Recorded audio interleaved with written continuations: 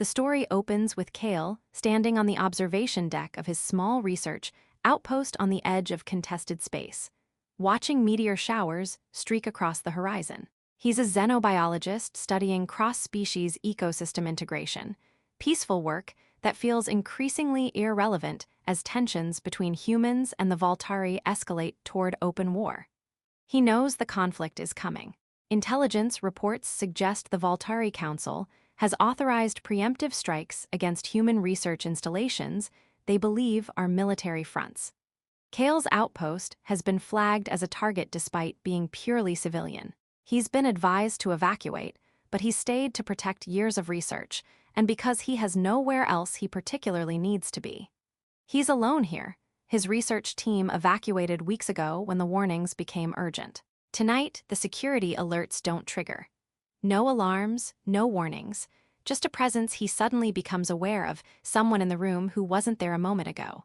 Kale turns slowly and finds himself facing a Voltari woman, tall and elegant, with the characteristic luminescent skin patterns of her species, and eyes that assess him with lethal precision. She's holding a weapon, a plasma blade that hums with deadly energy, and her posture is that of someone who's killed before and will kill again without hesitation. "You are Dr. Kale Mercer," she states, not a question. "Designated target of Elimination Protocol 742.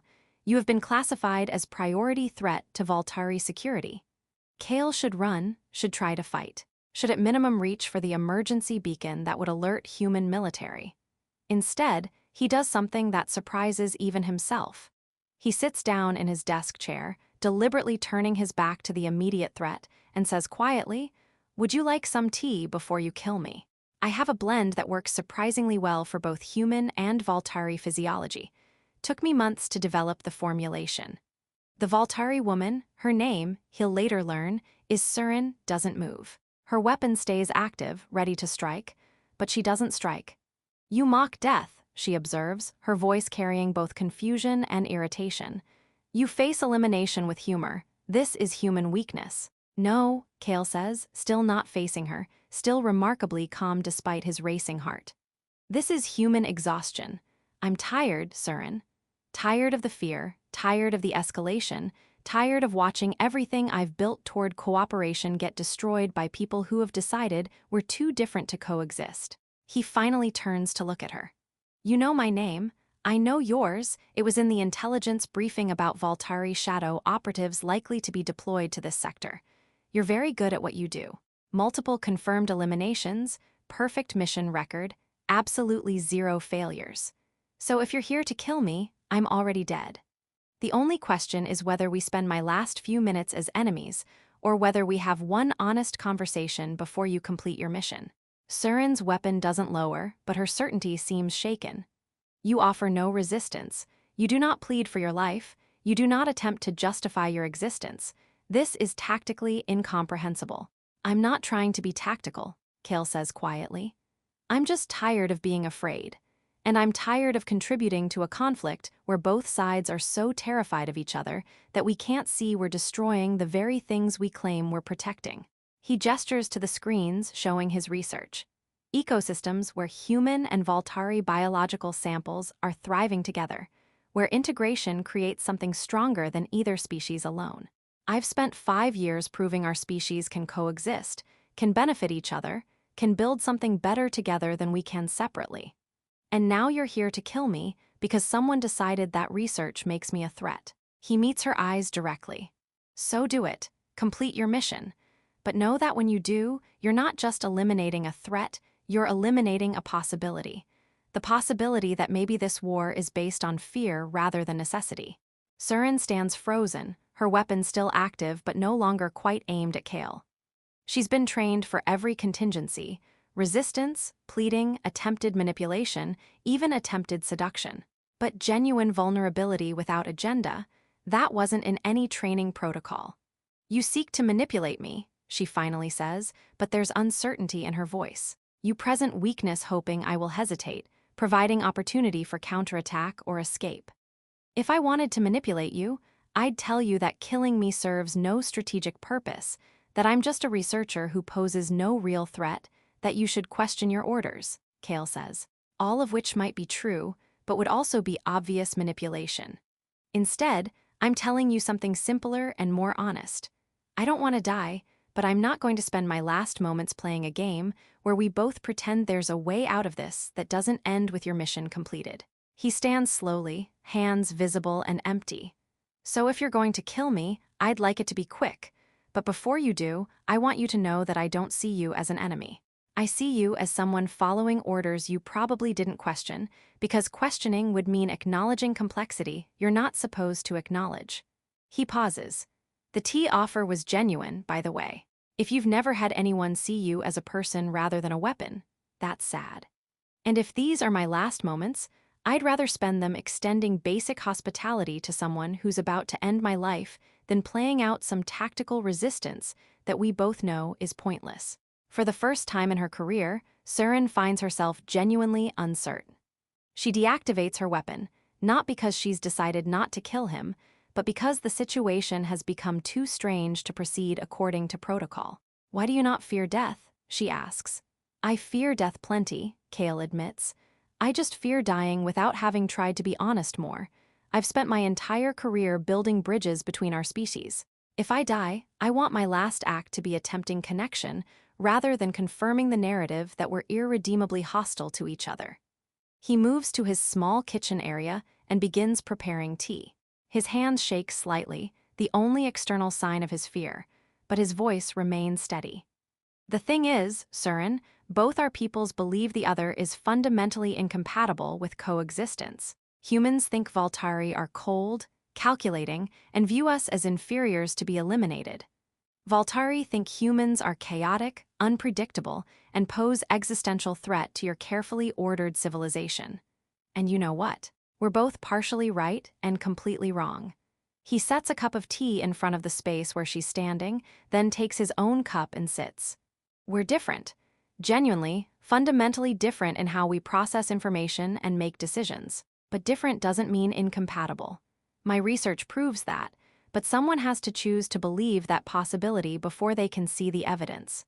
Surin, still standing, still ready to strike, asks the question that's been building since she entered. "If I do not complete this mission, I am marked as compromised. I cannot return to my people without your death confirmed. Yet you offer me tea and conversation as if we are not in the midst of declaring war.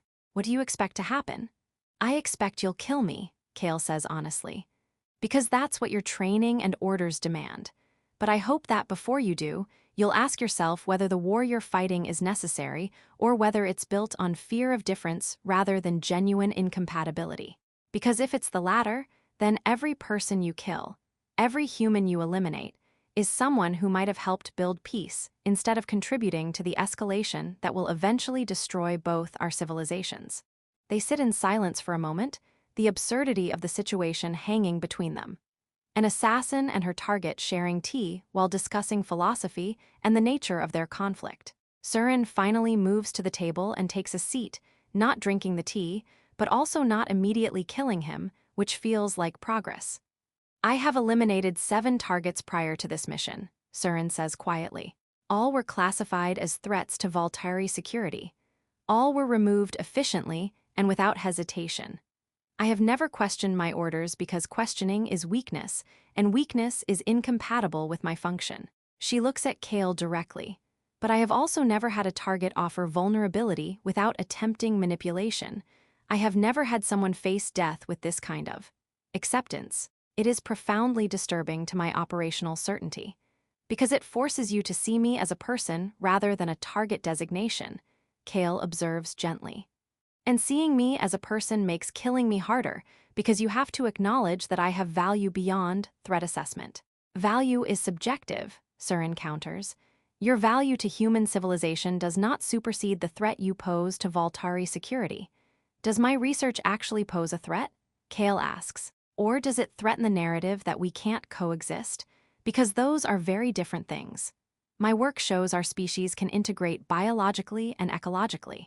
That's only a threat if you need to believe integration is impossible." Surin is quiet for a long time, then she asks something unexpected. "If I were to complete my mission and eliminate you, what would happen to your research?" "Destroyed, probably," Kale says. or classified and locked away because it represents inconvenient evidence. Either way, lost.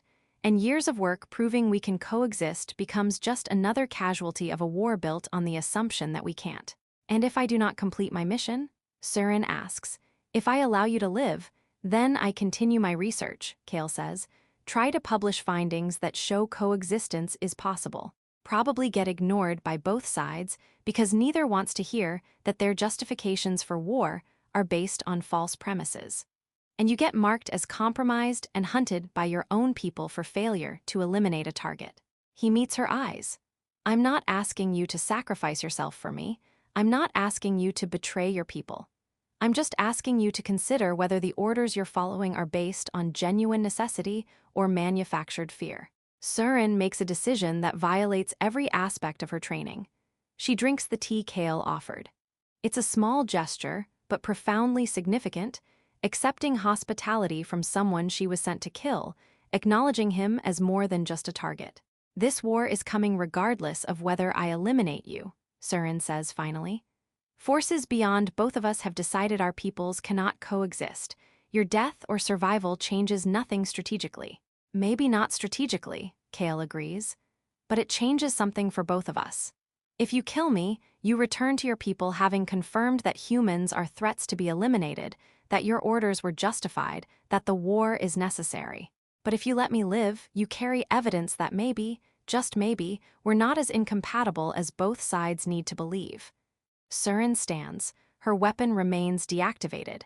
I am going to do something I have never done. I am going to fail a mission deliberately.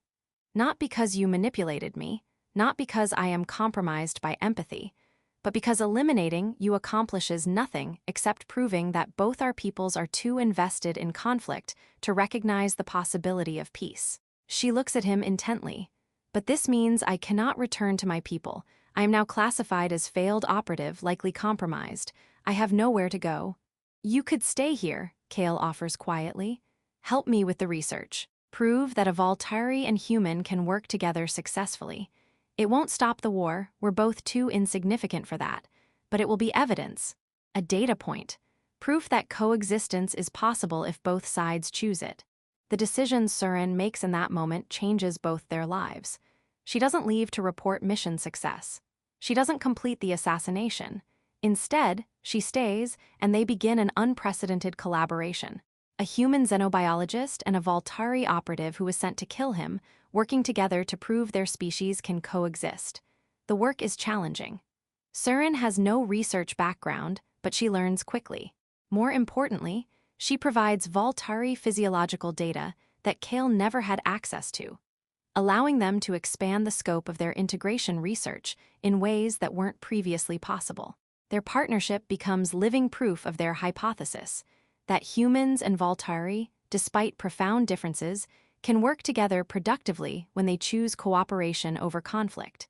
But the outside world doesn't stand still. The war both of them feared arrives, not immediately catastrophic, but escalating tensions that make their isolated research outpost increasingly precarious. Both human and Voltari authorities eventually learn that Surin failed her mission and remained with her target. Both sides view this as evidence of either incompetence or betrayal, which ironically unites them in wanting both Kale and Surin eliminated. One night, as they watch reports of the first major engagement between human and Voltari forces, Surin tells Kale something she's never shared before. When I entered this outpost to eliminate you, I expected resistance or pleading. I was prepared for every tactical response except genuine vulnerability. You offered trust when you had no reason to trust me. You treated me as a person when I was functioning as a weapon. That choice, your choice to be vulnerable rather than defensive, that is what stopped me. She's quiet for a moment. I have been trained my entire life that vulnerability is weakness. But watching you choose vulnerability despite knowing it could result in your death, I realize something. Vulnerability is not weakness when it is chosen consciously. It is strength of a different kind.